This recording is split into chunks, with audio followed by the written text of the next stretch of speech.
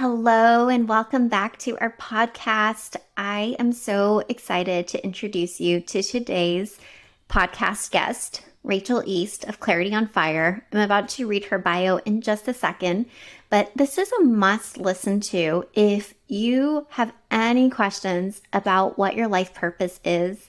You just want to hear a philosophical debate as we go really deep on what passion and purpose is and isn't, how to find your purpose not only in your career, but in your life as well. If you feel you've been pigeonholed into one title, we're going to give you some breathing room because as you'll listen to in this podcast, our purpose and passion and us as humans are very fluid. If you've ever wondered or you're experiencing a midlife, quarter life, identity crisis or existential crisis, this is going to really illuminate a lot for you. We also talk about how to start figuring out your purpose, and it's not what you think, how to make scary changes and make identity shifts, and how to know when you're in alignment. So overall, we're just going to go over how to live a more purposeful life, because that's the meaning of life. That is the purpose. All right, so let me share who Rachel East is. Rachel East is one half of the duo over at Clarity on Fire, a life and career coaching site and podcast that serves up inspiration and down-to-earth wisdom to people who know what they don't want in work and in life, but have no idea what they would rather be doing. Rachel and her BFF, Kristen, are the creators of the Passion Profile Quiz, a free online resource which has helped more than 500,000 people pinpoint the intersection between their passion and career. Their work has been featured online at major outlets like Time, Fast Company, Business Insider, and Forbes. Without further ado, here we go. Hey there, beautiful soul. Welcome to Cultivate Your Joyful Life, where we believe true fulfillment blooms from within. I'm Emily Liu, your certified life coach, and I'm on a mission to help you create a life you freaking love. In a world where we constantly juggle priorities from career to parenting, relationships to health, it's easy to feel overwhelmed or not enough. But don't worry, in this corner of the universe, I'm here to share practical tips and inspiration to help you access your inner joy right now. So, grab your favorite drink, settle in, and let's cultivate your joyful life together. Here we go.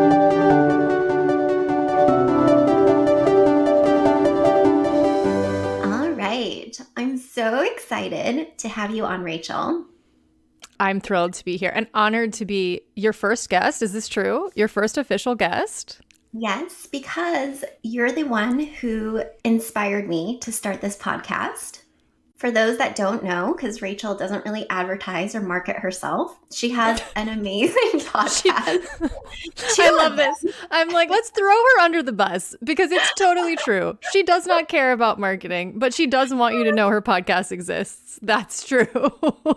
They are so good. I don't know what the Emmys of podcasts are, but you should totally win an award. I agree. More people should know about it. So please share. Yeah. Go ahead. All right. Well, first, I'm going to link them in the show notes. I love saying that. It's my first time I can say that now that I have a podcast.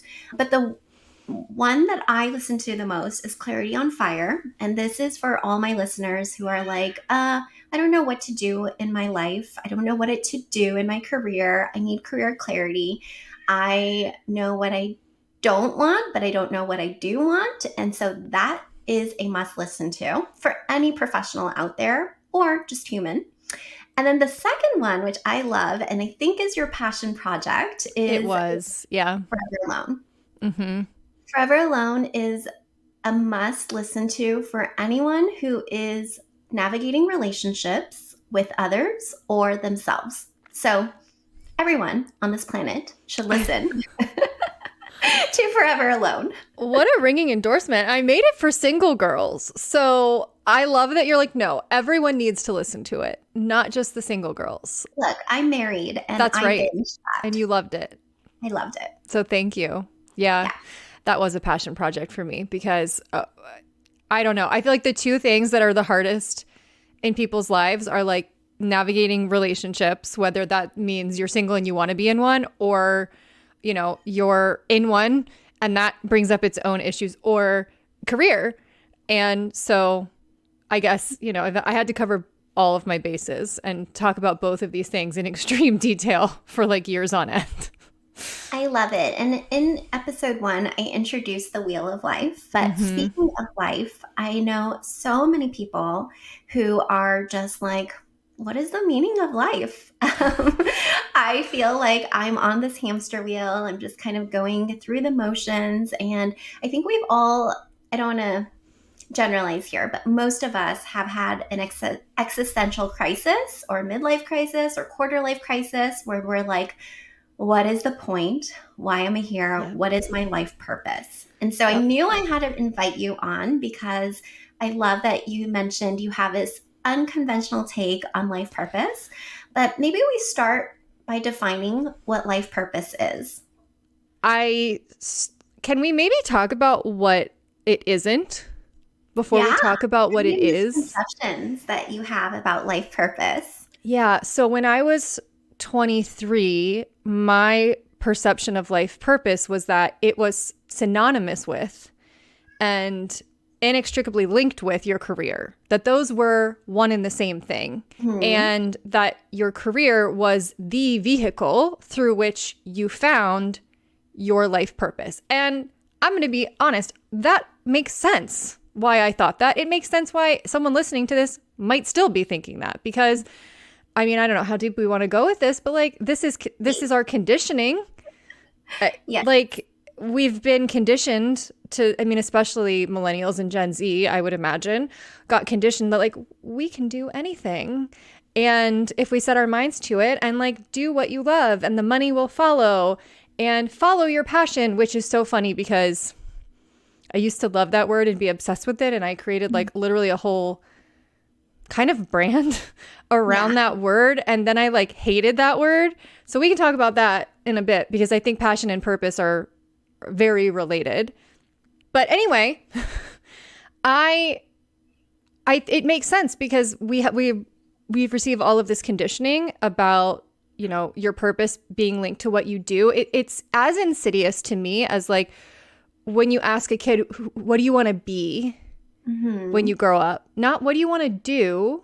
So like the message we're getting from like day one is that your identity and what you do for a living are the same thing. And no wonder then that we equate, like we put a lot of meaning into that. We put a lot of emphasis on the importance of discovering, okay, well, if this is that important, if my identity is literally dependent upon what I do, then it must be meaningful. It must be purposeful. Plus then we also just spend a hell of a lot of time needing to work. And so if you're going to spend the majority of your waking hours and therefore the majority of your life working, then it's natural that you would want to enjoy it. It's natural that you would want to find meaning in it and to find some sort, make some sort of impact in it. So I never questioned, for all of those reasons, I never questioned that these two things were the same thing and that I should be pursuing, a career that brought me some sort of like deeper sense of identity and purpose. And it took me many, many, many, many, many years to realize and to unlink them and to realize that to a point, this is healthy. There's a spectrum. I think to a point, it's totally fine because again, humans need to make meaning.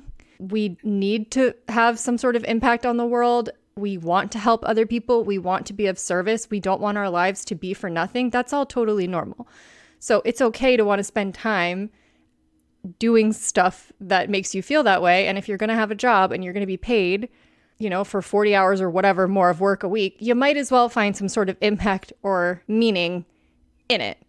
I want to just thank you because I personally fell into that as well. I think so much of it is, as you mentioned, social conditioning. Nobody asks you, like, what do you love? What do you enjoy? Like, from a very early age, it's like, what are you majoring in? what are you good at? What is your contribution to society through your vocation? Yep. And so, as someone personally that had no clue what I wanted to do, I changed my major every single semester. My guidance counselor knew me very well because I'd be like, knock, knock. I think I want to be a vet. I think I want to be an attorney. I think, and I, after graduating college, also felt like I don't have a clear path. And therefore, I don't know what my purpose is on this planet because it was so tied to career. So we talked about the misconception of what it's not. Anything else you want to add to that? I think I want to throw in that I changed my mind big time around what purpose is when I started thinking about it in terms of like when I started comparing it in my mind to a romantic relationship. And I realized that when you take a relationship and you make it your entire identity, we call that codependence. When we do it with a career, we call it finding your passion or finding your purpose. And to me, it's codependence. Like when we're relying on something outside of ourselves to give us all of our identity, all of our meaning as a person, that gets really dicey and really unhealthy. And it puts a ton of pressure on that thing to make us happy and to perform for us. And if it can't do that, which inevitably it won't, because no one can do that for us and nothing can be so perfect that we never have a bad day, right? Like no person you're in a romantic relationship with can be so perfect that they overcome all of your childhood trauma that you're bringing to that relationship and projecting onto it. Like they can't do that for you, nor should they. It's your job to establish your own identity, work through your own baggage that you might be bringing to that relationship. And I feel very much the same about your career. And so I just want to put that out there, that I think that it's, when we equate it to our identity, I think it becomes codependent. I think it becomes really unhealthy. I think it leads to a lot of pressure on us and on our career to be something that is like so idealistic as to be almost unattainable to the average person. And then we're always wondering, like, why am I never happy? And if I don't feel a 10 out of 10 about this every single day, then there must be something wrong. And I'm like, no, that's just life. Like, that's normal. So I feel like that's also super important to add before we move on to maybe what it is.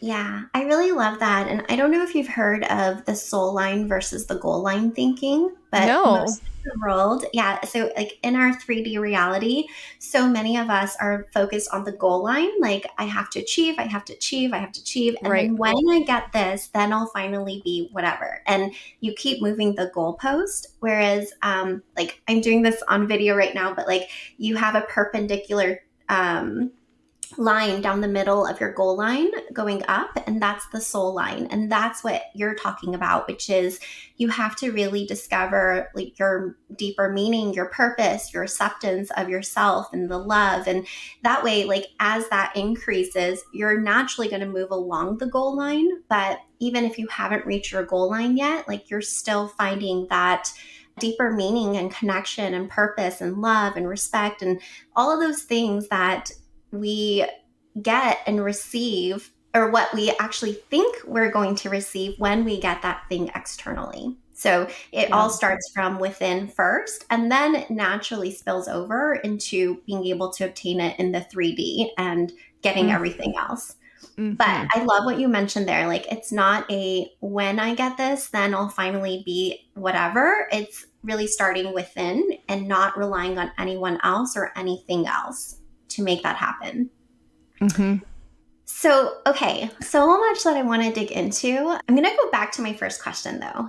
Okay, great. How would you define your life purpose in this case? Okay, so we started with what it's not. So then let's try to fill in the dots a little bit about what it is, which again, like I don't spend a lot of time sitting around thinking about like, how do I define this? So this is me riffing off the top of my head. Let's see what we come up with. Okay. I think, well, okay, here's one thing I think it is. One facet of it is I think it's fluid. I don't think it's like set in stone. I don't think it's permanent. I think your life purpose is probably an underlying maybe value system or combination of things that you're attracted to. So for me, let's just use me as an example of I have had so many things that I've been interested in over the years. Like I wanted to be an archaeologist when I was little because I really loved the mummy. Like I wanted to be digging up stuff in ancient Egypt. That seemed like a real blast to me. I wanted Well, to be a now you do journalist. it as a coach. You're I like know. excavating for I wounds. know, but exactly, you're making my point. Like you're ahead of me, which I love. Like, but like I wanted to be a journalist, kind of for the same reason, because it's like a different kind of digging. I mean, there's been a lot of things. I wanted to be a therapist, which is very similar to being a coach, obviously. So I just realized that a lot of the things that I found myself attracted to over the years had this like deeper thread, which is like I'm really attracted to like why people do what they do. Like culturally, like on a personal level, like what made them live like this or say this or think this or behave that way. And I just love digging for the truth. Like I love getting to the bedrock, literal, if you're an archaeologist, or emotional if you're a coach, of how people live and why they do what they do. And I see that as sort of the underlying deeper thread that ties all of these things together is like, I like truth. I like finding the truth. I like telling the truth. I like helping other people shed light on like their personal truths and then like living hopefully in alignment with those truths.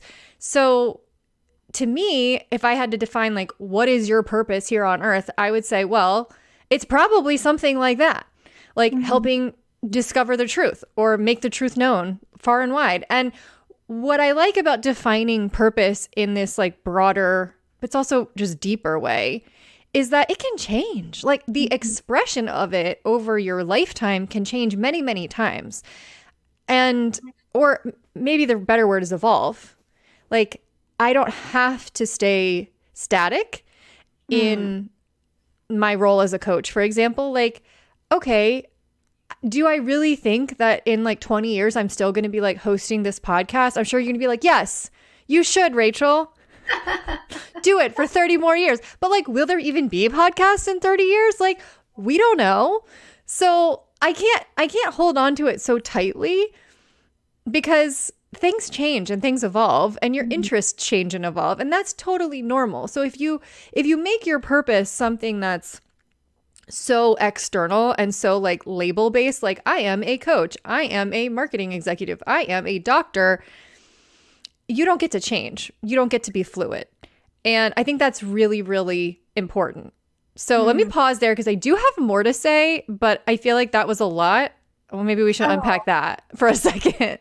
Well, I really love that it's not like tied to an identity or a label, but you're really getting to the deeper thread of who you are, what makes you tick, what is it that is the through line of all the things that you've been interested in and skilled in. And like know, like this is my purpose. Like I feel a very strong pull or call to no matter which like method or role it is, like the impact that you're making with this through line. Personally and professionally. Let me just throw that in there because I don't want people to think I'm just talking about a job. Anyone who knows me will tell you that like I am a truth teller everywhere with everybody, sometimes to my detriment, right? Like it's just what you get when you sign up for being friends with me or being in a relationship with me of any kind is like, I'm going to tell it like it is. I'm going to ask prying questions probably. I'm going to be the person that you come to when you need advice and you really need someone to like be tough loving with you. Like I think that purpose it transcends career. And so it's probably built into just how you are and how you live your life in general. I hear that. Like that's who you are. So I want to go back to when I was like in my 20s and feeling like I'm in a quarter life crisis. I don't know what my purpose is. Is that normal then to feel that way because you haven't done enough exploration and trying different things on to even figure out the through line? I think that's one of the reasons that we struggle with finding purpose when we're young. It's because we just haven't lived long enough to like have any. I mean, some of us have lived a lot of life by the time we get to 18, if we have a lot of trauma or something like that.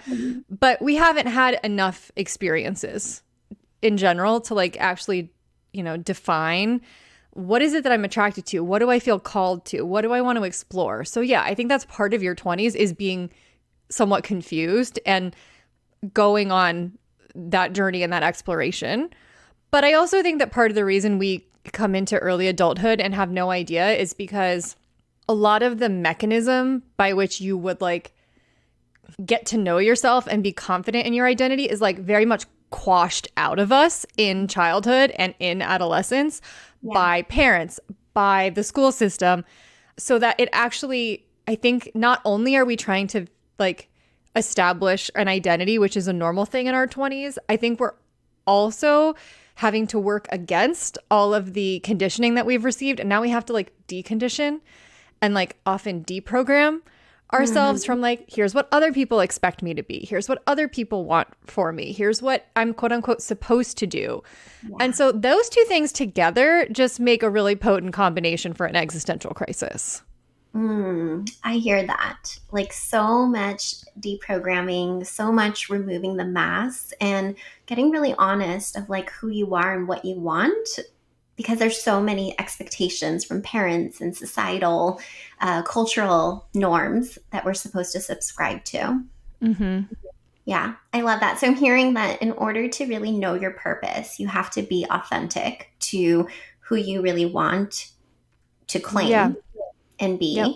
And a lot of that is excavating your past and really getting reflective. I think a lot of us are in this like very busy, distracting, like we don't really allow ourselves to have downtime and like white space and think about, well, what do I want? What do I care about? What did I used to love doing in my childhood? All right. So apparently my internet cut out and I have no idea what I just said, but I do have another question for you, Rachel, which is, you talked a little bit earlier about passion and purpose. And so I'd love to just dig into how you define those or what's the difference between those.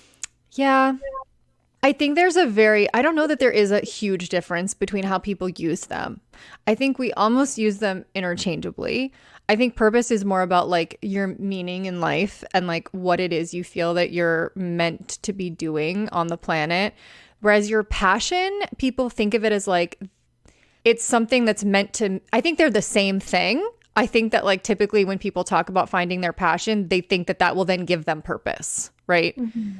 So I think we're talking about the same thing. I just think that it's like we're talking about it from slightly different angles. And when people talk about passion, they're talking about like how they want to feel.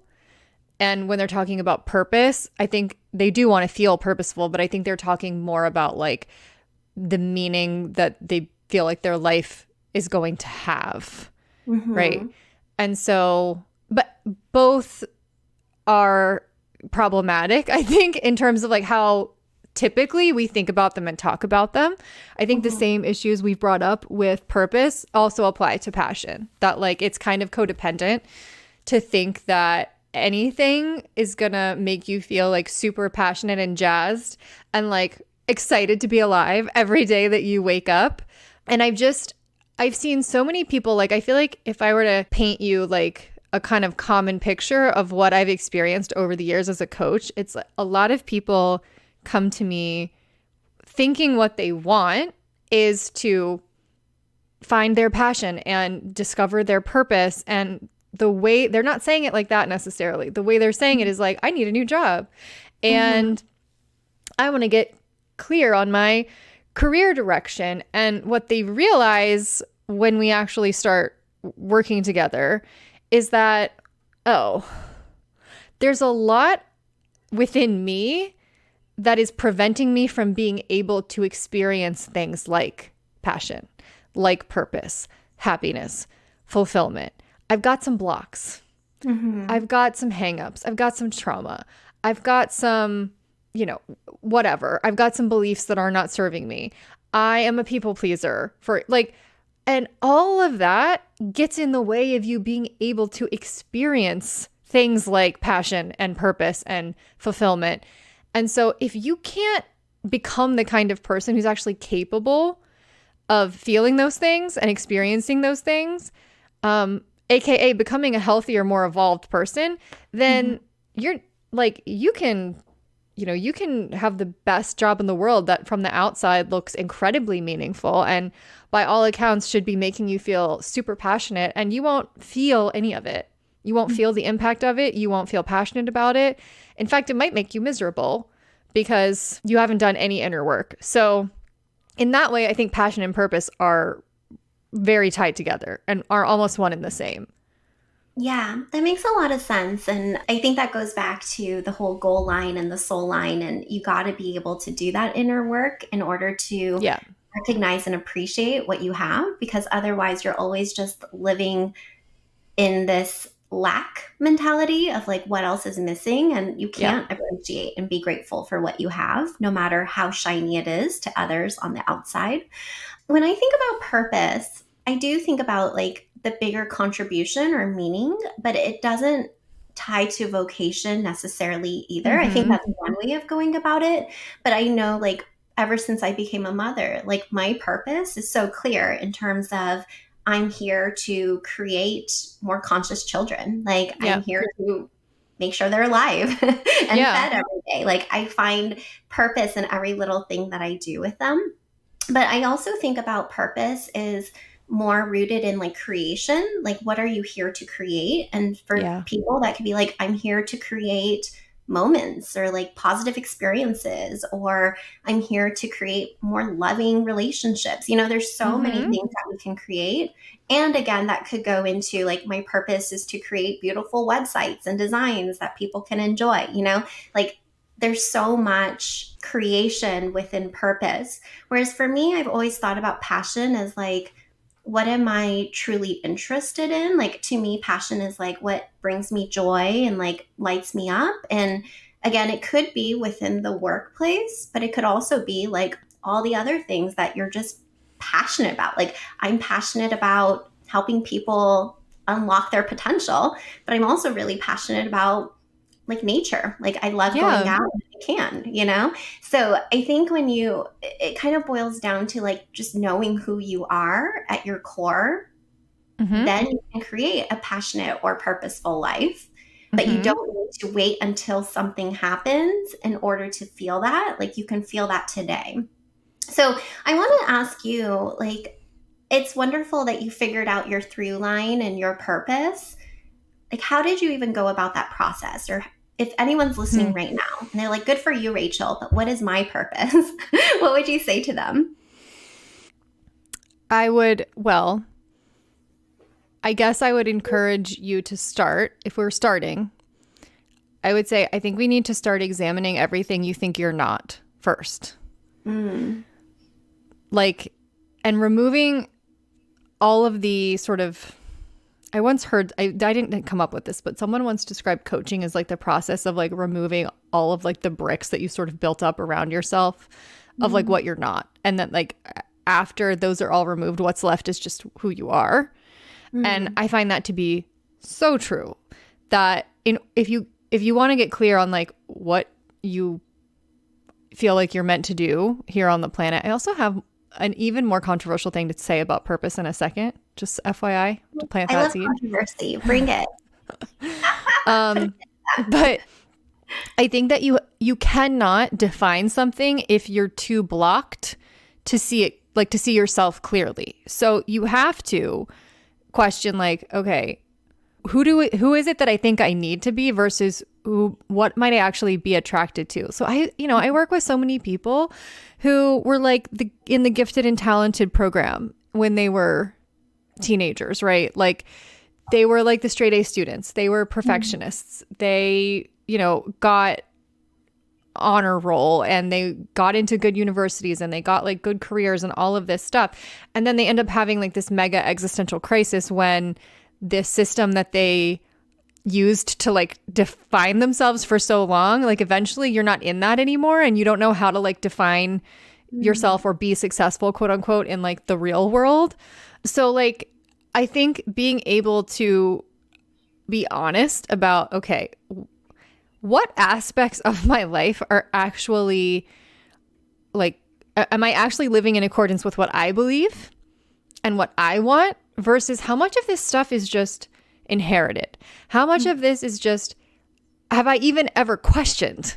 Like, do I actually want to be making a ton of money, or is that just what I think I need to be doing? Like, how much money would I actually need in order to live the kind of life I actually envision for myself?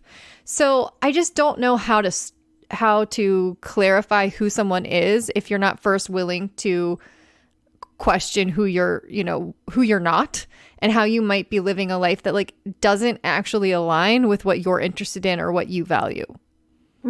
Such a good point. And I have a lot of those clients too, where they'll say like, I need to make more money. I'm like, great. Like how much? And they're like, I don't know. Like 6 figures would be great. I'm like, why 6 figures? What do you actually need to survive and like also enjoy your life? Because I feel like we're all striving towards this arbitrary, like, this is what society says we need to make to be successful. But like, what is actually successful to you?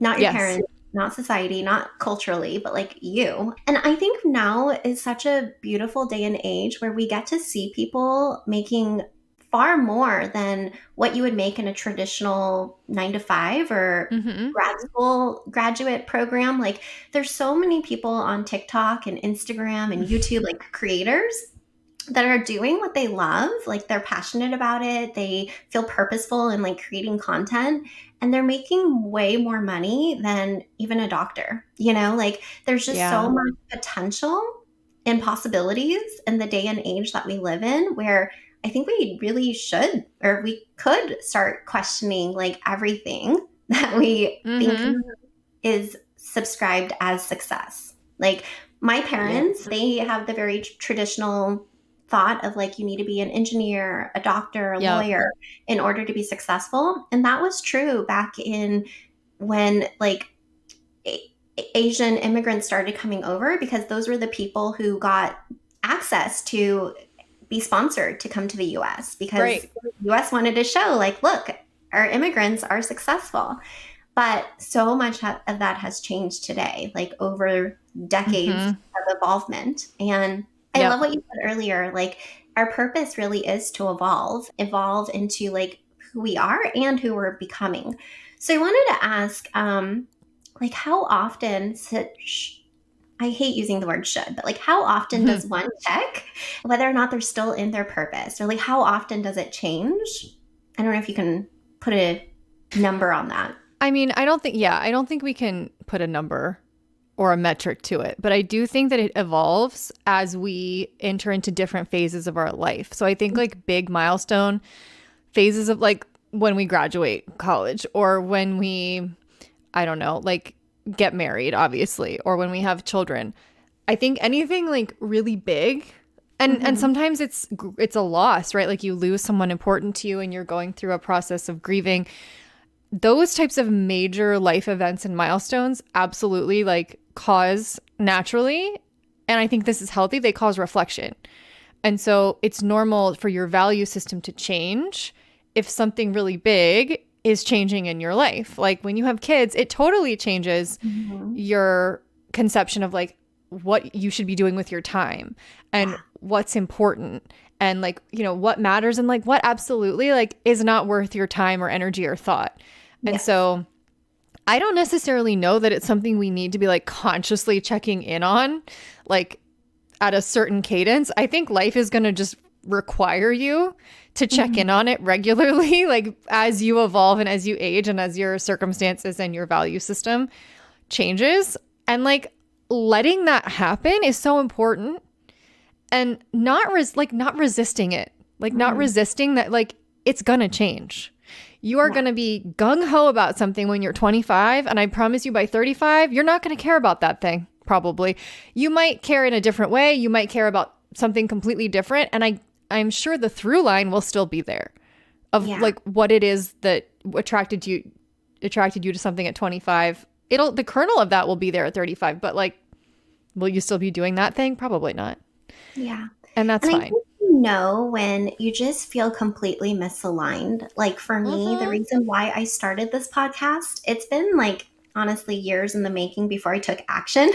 I've been wanting to do this for the past 2 years, but like, for me, I was known as a career coach or job search coach, and that's like my whole identity. But there was a very like 2 years of feeling like I was just not in alignment. Like I could feel it, like it kept coming up, that feeling of like, I know I need a pivot. I know there's something more. I know I have another like mission or purpose.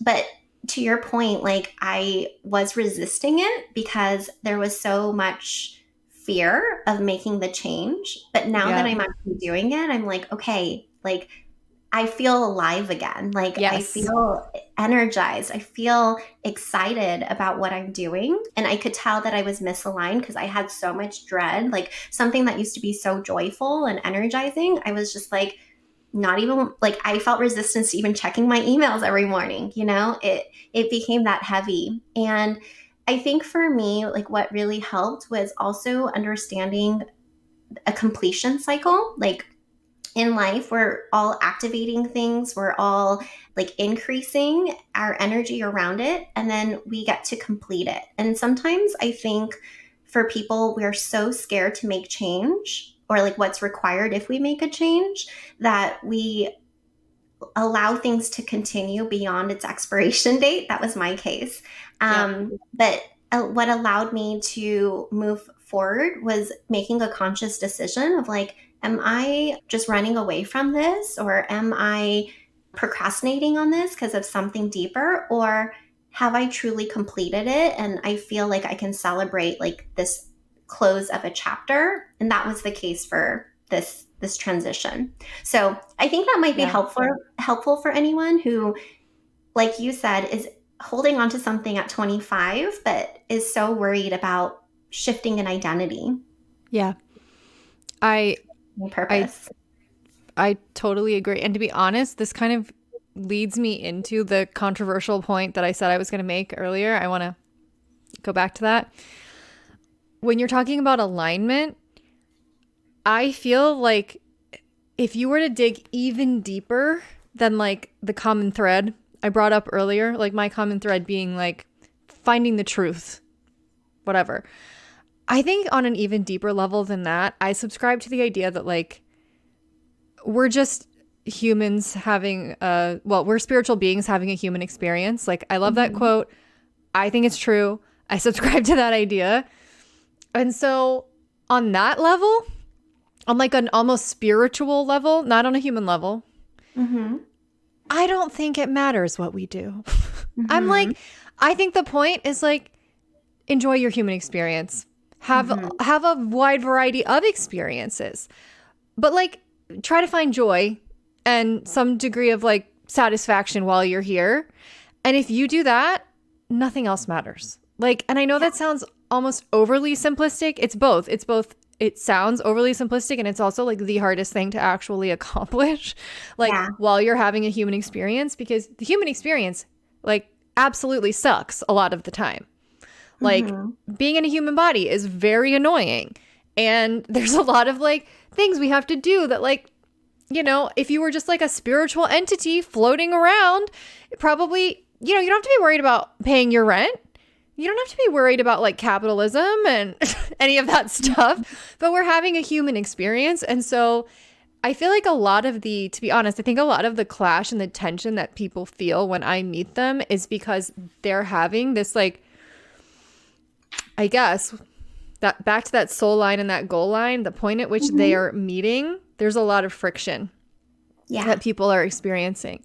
Because I have a lot of women who I think are very fed up with the way things are. Like Yeah. the structure as it exists is very masculine. Like the patriarchal structure is just very like force and strive and challenge and push and like prove yourself. And I think a lot of women are like over it and we're burnt out. And we're like, I don't find any meaning in going to in going to an endless series of meetings on a stupid subject that I don't care about, right? Like, so we get burnt out and we get over it and we feel super called to like a more feminine way of living, which would involve just being.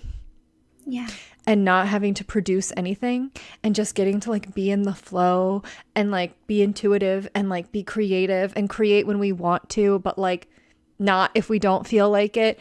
And it would be awesome to get to live that way all the time. And yet, unfortunately, our society is not structured in a way that allows for that very easily.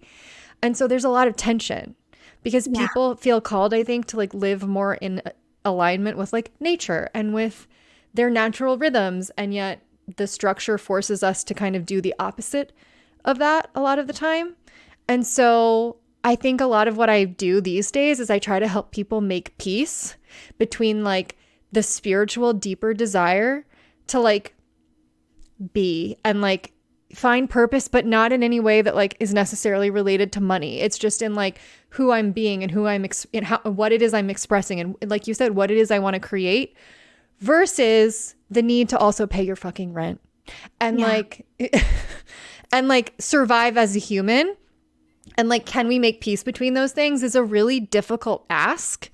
And I have a lot of empathy for it.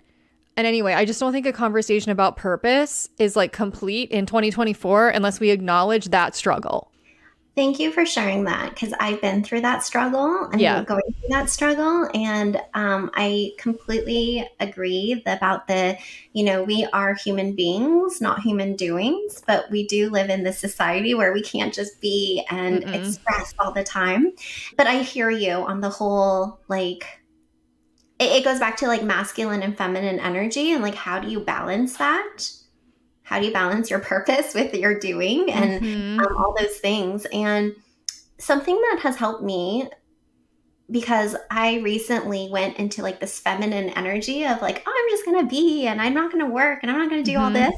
And I realized, but I need to make money. I know. So an analogy or metaphor that really helped me is a river. Like a river needs structure. It needs the rocks. It needs all of the boulders to kind of guide it in a direction. But then the feminine is that flow, that river inside that can be contained by that masculine energy and force to drive together. And so that's kind of how I found the balance, is like really seeing, okay, I can't just be too much of one or the other. Yeah. But I think also, because I know this goes back to vocation a lot and the way that we want a purposeful or meaningful job. I think in your career, you're not going to love everything about that career. Like even as an entrepreneur or as entrepreneurs, we don't love everything about the job. And there are going to be a lot of things that we need to take on. I think it's important to make sure you find something where you're happy more than you're unhappy, or like you're excited more than you're energized more than you're drained. But also, like outside of work, I think this is where you get to really tap into that feminine and that being, and really allowing yourself to go there without feeling shame or guilt of like not being productive. Because I had a really hard time allowing myself to just play and explore and have fun. Because I always, going back to your earlier point of societal conditioning, I always felt like I had to be building or creating something and being in my purpose. But again, your purpose goes back to like those deeper emotions and feelings that you want to express and be in this world. And I just have to like share a quick story that's coming up, because my dad passed, and he was very like hardworking, like worked minimum wage jobs, very immigrant, like struggle story of I just need to like sacrifice through hard work. And even when my brother and I started making money, I would be like, Dad, we have enough money. Like you can relax, you can enjoy. Like he wouldn't even allow himself to like eat out because he was just saving all the time and hoarding money. And hence why I like had so much struggle of like overworking and not allowing myself to enjoy. But anyways, when my dad passed, like at the funeral, nobody ever talked about like what he was doing, like what kind of work he did, his job, his career. Everything was like, your dad was the most generous man. Your dad was so giving. Your dad was so kind. Like, Yeah. like people don't recall at your funeral, like, I love that he was an account manager for 10 years or he scrubbed our floors every day. It's like the true essence of who you are and who you're being. That is your purpose. And so, like, that's kind of how I found my life purpose, or the meaning of purpose is like, what are you doing and how do people express and experience you in this world? Mm-hmm. And it's so funny, at the end, my dad, he passed away and he had like nothing in his apartment. Like, it was so easy to clean his place because he just didn't have anything. He had a suitcase and clothes, and the clothes could be fit into a box. But in his apartment, he had his wallet and it had like a debit card, and he wrote like a password with like a secret code, and we like cracked the code. We went to the ATM in Taiwan and we withdrew the money, and he had like 30,000 US dollars saved in his account. And I was so pissed because I was like, you know, $30,000 is a lot to him, but like my brother and I, we had full-time income and jobs. And I was like, why did he sacrifice so much of his happiness and joy? And like, that goes back to his purpose, is like, he wanted to provide for my brother and I, and that to him was a lot of money. But like, for me, I was like, I wish he could have just enjoyed life. I know. And like, really experienced life instead of just working and going through all this turmoil and hardship. But again, that was his purpose. Like, he knew his purpose so well. Like, my purpose is to provide and create financial security for my children. And everyone else experienced his purpose as like, he's the most generous, kind, giving man. Yeah. Oh man, your dad is such a good example of so many things, but like, one is just like the importance of doing some of that like healing work. Because if your dad had been like, and I know he's like from a different era and a different generation and a different culture. And like, I mean, never ever was going to go to therapy, right? Like, that was never going to happen. But it's like, I would just love for someone who like had the capacity to be so like hardworking and generous and giving, to then also do some of that healing work so that he didn't feel this fear. Clearly, like, he had a lot of fear around, you know, financial insecurity. And so he was just so dead set on security and stability to a point where then he wasn't able to like relax or enjoy his life. And so it became all rigidity, no flow. Like, no fun, no play. And that's like, that hurts, you know, like to hear it, and for you to, I'm sure for you to have to like reminisce on that. It's so sad, because you're like, oh, but you could have had fun too. And like, and also felt like you were being purposeful and felt like you were doing something really important, like providing for your kids and setting them up to have a totally different life than you have, which in that regard, he completely succeeded. And that's awesome. And like, that's what he wanted. And so at least like, he lived his life the way that he chose to live it. And he like probably felt completely at peace with how he had lived it, which is great. And I wish he had had fun. And like, I wish he had like set himself free from some of the conditioning that like clearly was there for a reason, but that was probably no longer relevant once he got to a certain age. You know, it was probably like childhood trauma that he carried over. Oh yeah. I mean, they completely grew up, like, they actually, this is really sad. They had, he had 7 siblings total. And at one point they didn't have any money. And so they sold the youngest daughter. The youngest sibling. Yeah, like, that's how dirt poor they were. And it, no matter how much money we had like a house, you know, we had cars, like, he wouldn't allow himself to enjoy. So I think that kind of goes back to the balance of everything. You know, it's so important to like find the purpose of doing in your doing, I guess, your creation, but also the being part. Completely. And if you're, I think this is such, I love how deep this got. Love it. I feel like if your conception of purpose is only about doing, you are getting it wrong. Like 1,000%, just know that. Yeah. If it doesn't involve any being, if it doesn't involve any fun or play or flow or anything that doesn't involve making money, then it's probably way out of whack and it's not in balance. Yeah. And I think that's where I love that you haven't unlinked passion and purpose, because I think both of them are needed to really feel meaningful, but also enjoyable. Yeah. I care more about people feeling passionate about life than I do about like them feeling passionate about any one thing, right? Like, sure, I mean, great. If you have a job and you really love it, that's awesome. I'm happy for you. But like, I would just like you to be like jazzed about living. Yes. Like, I care more about that than I probably care about anything.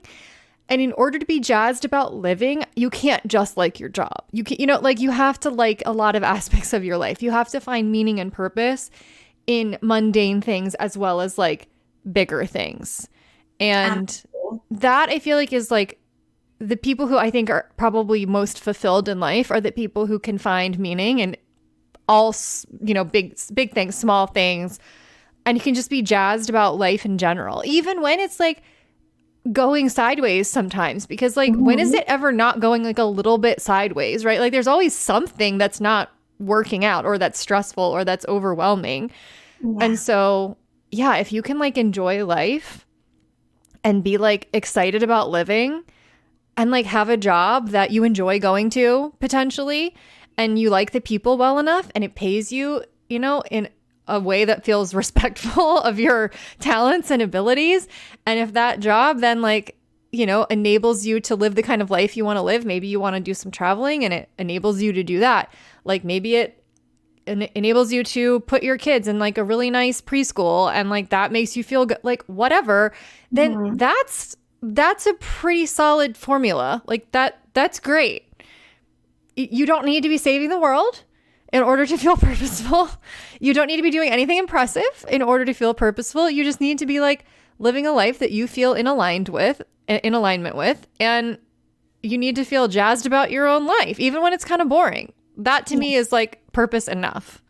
Yeah, I love that. And thank you for sharing. You don't have to be super altruistic in order to have that met. Okay, so Rachel, thank you for sharing all of your wisdom. My last question for you is, what would be your biggest advice for someone who really wants to cultivate this more joyful life of being able to appreciate when things are going sideways and like finding the joy and the mundane and the crappy things even that are happening?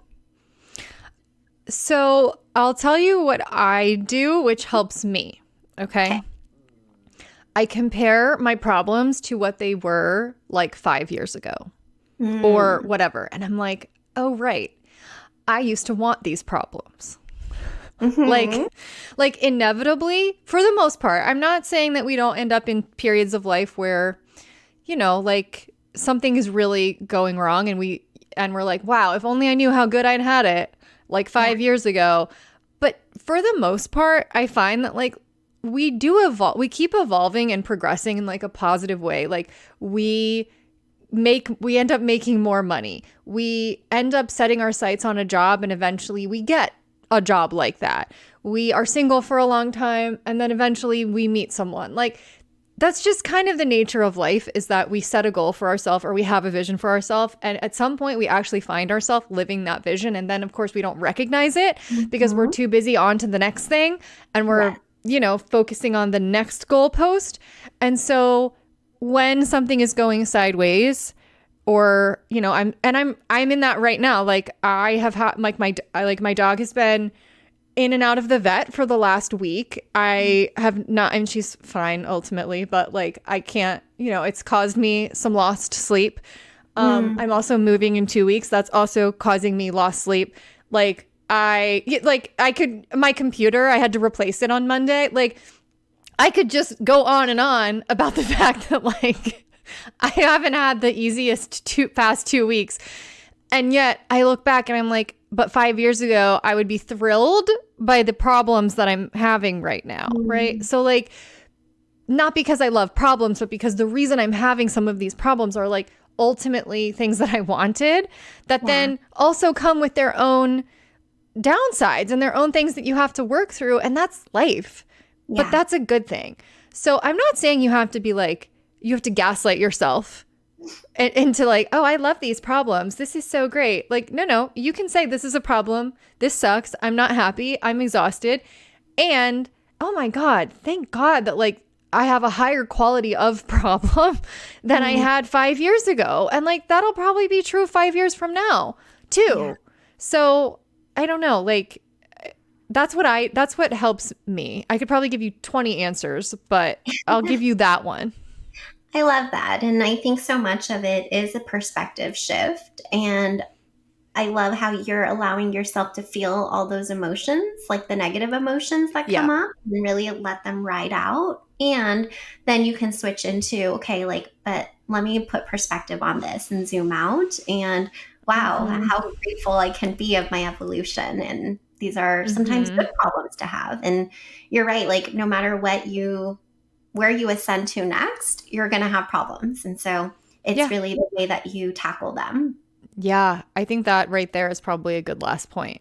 It's like, hey, don't forget that your life is never going to be problem free. And then if part of your idea of like peace of mind is I will be peaceful or I will be happy when I've solved all of these problems, like, I've got bad news for you.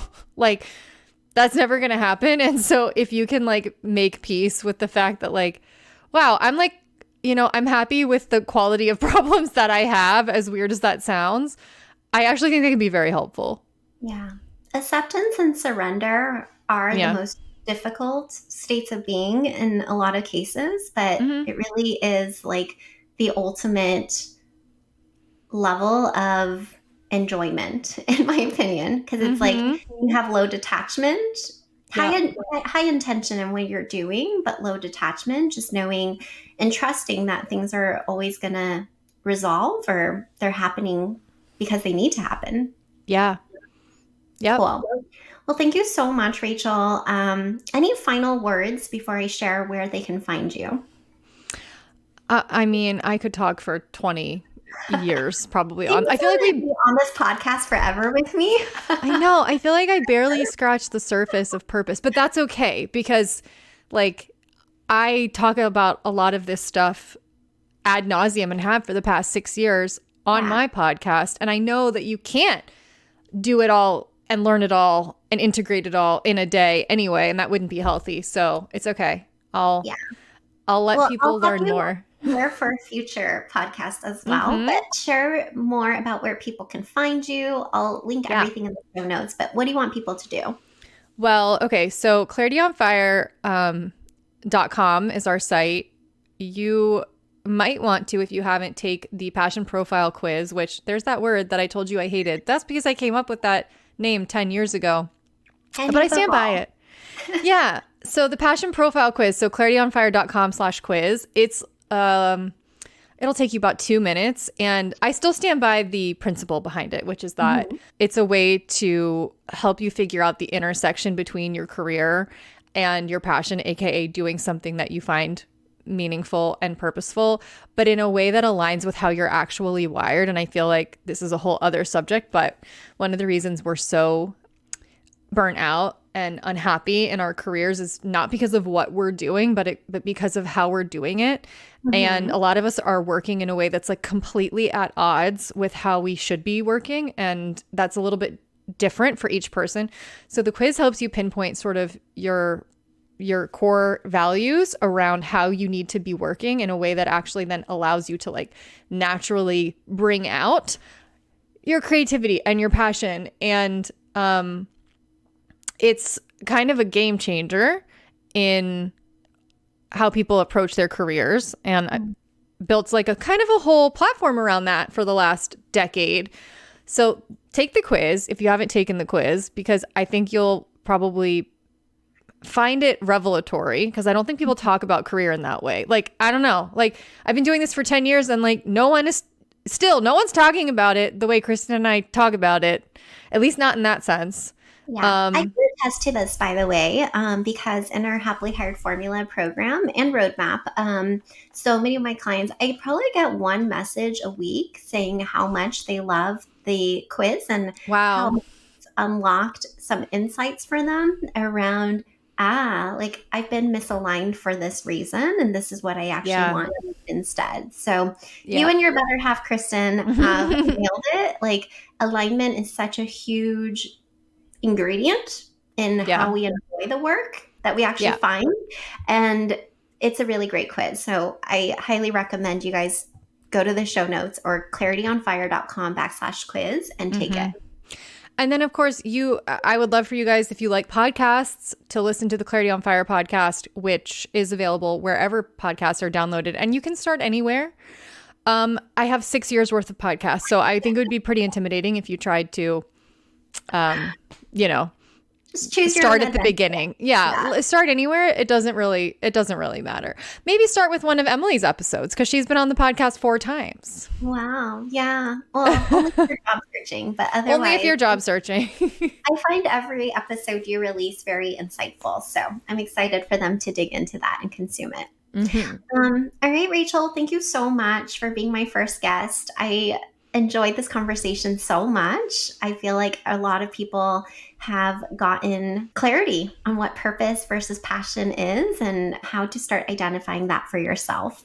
So this is I'm still working on my outros. Oh, they're so hard. Yeah. But okay. Thank you. Thank you for having me. It was an honor to be your first guest. Thank you so much for tuning in to today's episode. If you enjoyed it and you're not following me on social media already, come follow me and join the conversation on our latest post. I'm over at Cultivite, or you can visit our website, cultivite.com, and learn more. And don't forget to hit subscribe to this podcast so you don't miss another episode. I can't wait to connect with you again soon. Have a joyful day.